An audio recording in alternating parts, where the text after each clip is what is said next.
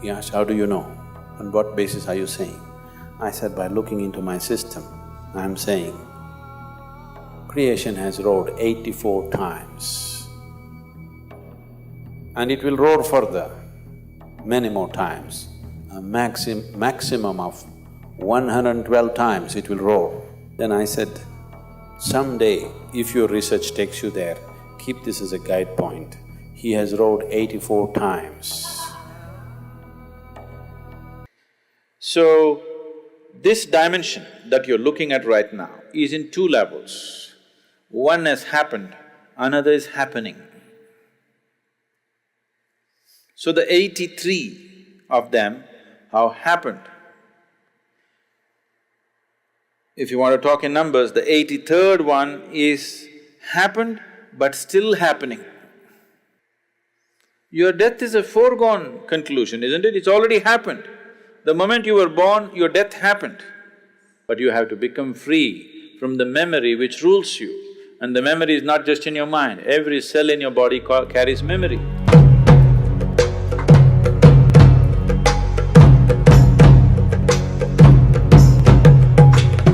"84 is a significant number today in our lives, whether we are aware of it or not. Why 84 is significant is, this existence has passed through 84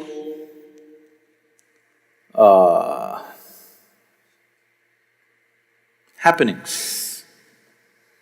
84 times it has happened. This is the 84th time.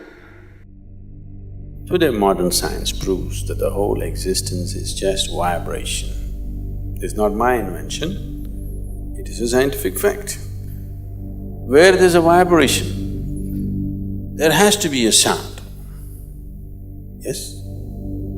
Is it okay? I'm trying to go logically step by step. There are other ways to go. Just with this I can make you know it in a different way. But we want to go step by step. Where there's a vibration, there is bound to be a sound, is that so? So, you're not just a vibration, you are a sound,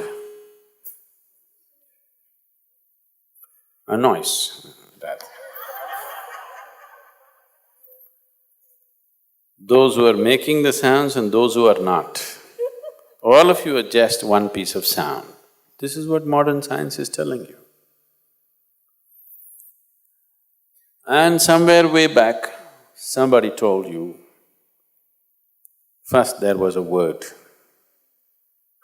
and the word is God. You know, they told you a long time ago. A sound is a word, isn't it? A word is a sound, rather. Right now if I say yes, because you know English language, you are attaching a certain meaning to it. If you did not know English language, as far as you are concerned, I'm just making a sound, isn't it? Because you don't know their languages, you are thinking they're making some crazy noises? No, they're saying something.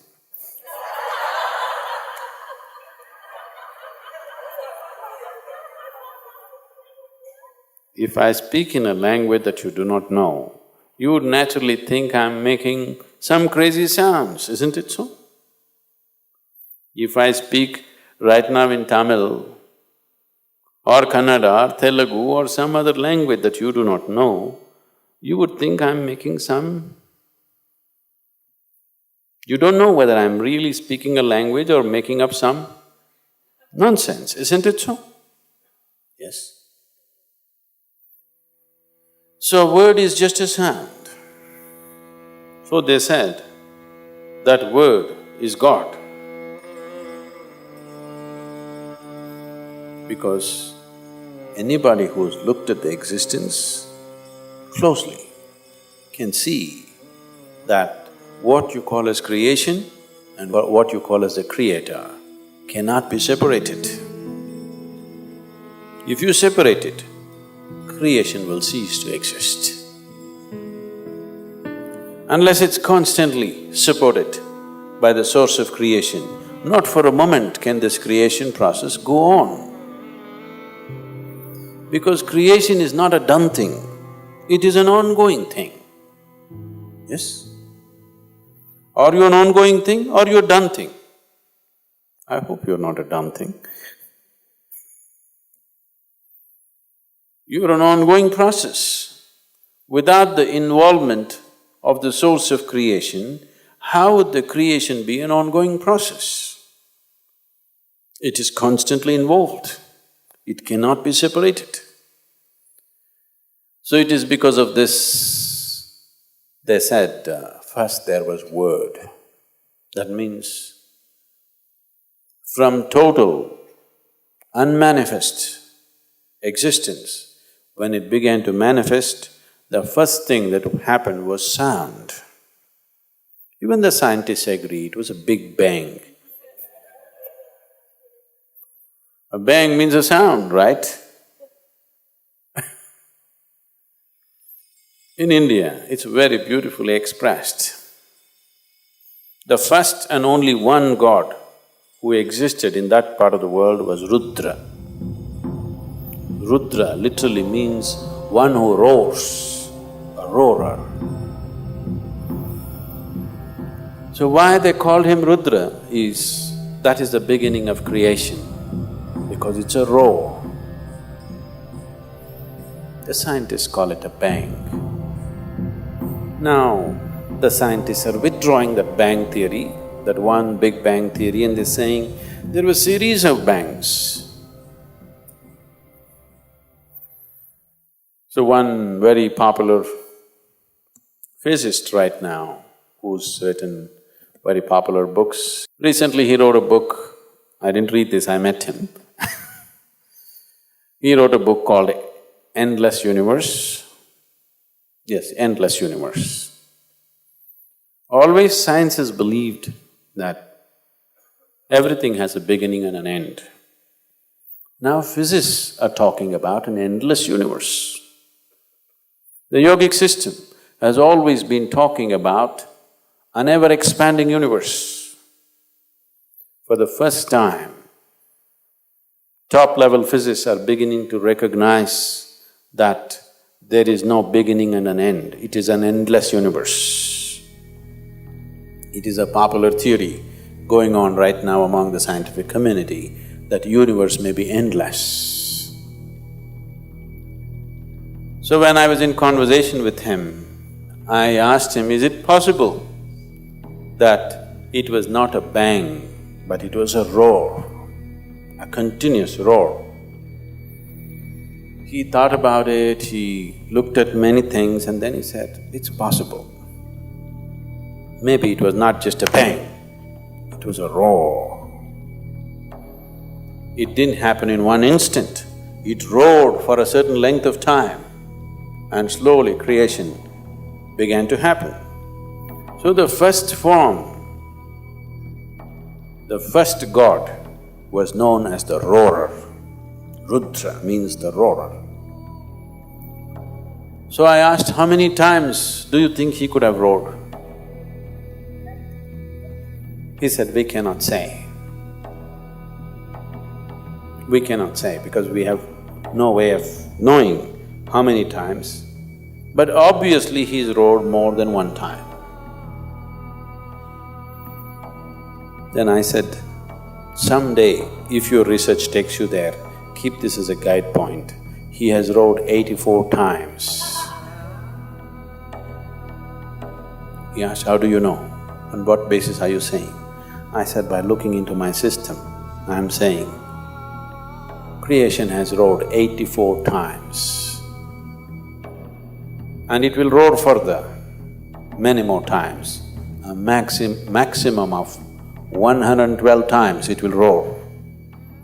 When it roars the last time, then there will be no beginning and end, it'll be a perpetual creation. That's too far, but I told him, you hold this 84 as some kind of a guidepost and you have machines and mathematics, I didn't learn 1 + 1 how much. You learnt all those things, you work on this someday. Someday if you arrive at a number, you will arrive at this number, it will be 84. How is this possible, he asked. I said, see, if you cut a tree today, people look into the rings of the tree and talk about, in the last 1,000 years, when a drought happened, when excessive rain happened, when a fire happened, everything, right? If you cut into this system with your awareness, the very history of this creation is written into this one. 84 times the creation has rolled. We are in this 84th roar. What has happened as a result of that 84th roar is where we are. Out of the 84 creations that have happened, 83 have happened, this one is happening. Out of these, as creation is happening, ongoing, the dissolution also is ongoing. So the dissolution process started for some creation and they started dissolving and dissolving and dissolving. Out of this, only 20 are still in the process of dissolving, in different levels of dissolving. The others are completely obliterated.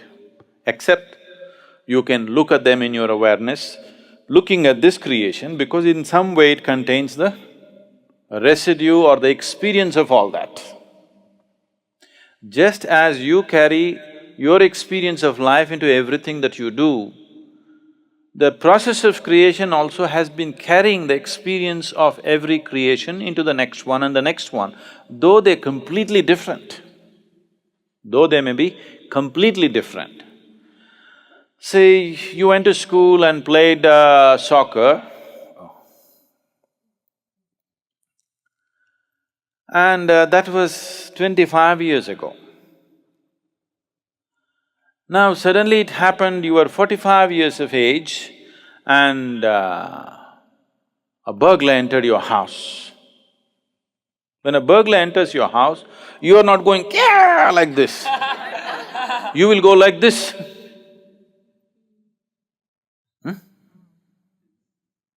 Because your soccer game, suddenly something that you have completely forgotten, somewhere it is there in your system, it pops up.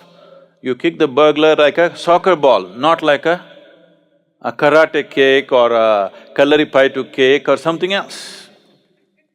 So the experience, you might have played soccer just for a month, maybe 3 months.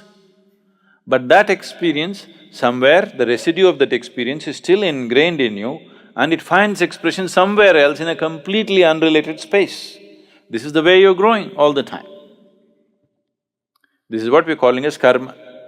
So this is the individual karma, what we're talking about. But there is a universal karma, there is a karma of the creation itself. Because creation itself is a karma, isn't it? The act of creation, is it not an act? Act means karma, it is a karma. The residue of that karma is always moving into the next phase of creation and the next level of creation. Like this, totally 84 creations have happened or 83 have happened, 84th is on. In that, the older ones have managed to completely dissolve, they only exist in terms of experiential imprint in the next one, but they don't have a living status. But the 20 behind this are still having different levels of living status. Some are become very, very wispy, some are little stronger, some are little stronger, some are almost real, like this. They're almost like this, but they're in the process of dissolution. Their active process of creation is not happening, that's all dissolution means. See, right now what death means for you is, when you're a child, the number of new cells that you're producing, if let's say in a year you're producing 100 billion cells, when you become 35, it is dropped a little bit. When you become 45, it's dropped a little bit. When you become 55, it's dropped further. When you become 75, it's dropped further. A time comes when what you're producing and what is dying is more than what you're able to replace. So this is how old age is happening. Exactly the same process is happening with the creation. The dissolution is always happening. Even here, dissolution is always happening, but new creation is happening, so it's vibrantly on. That new creation dwindled and stopped. So over a phase of time, over a period of time, this just went down. Only dissolution started happening, and then after some time, only memory imprints are left. No living imprint is there. So in this sense, only 21 are still having some kind of an existence. The other remaining, whatever, 63, is it? 63, they're completely gone. You cannot see them anywhere, it doesn't matter how you see, but you can see them as memory imprints within your own system, because that imprint and that experience is still here. This one is the real thing. Everything else, in receding order, they're active. In this, there are two. In the current one, there are two. One is the physicality, which carries the memory of everything. Another is the source of creation, which is the basis of the future. Either you can let your past become the future.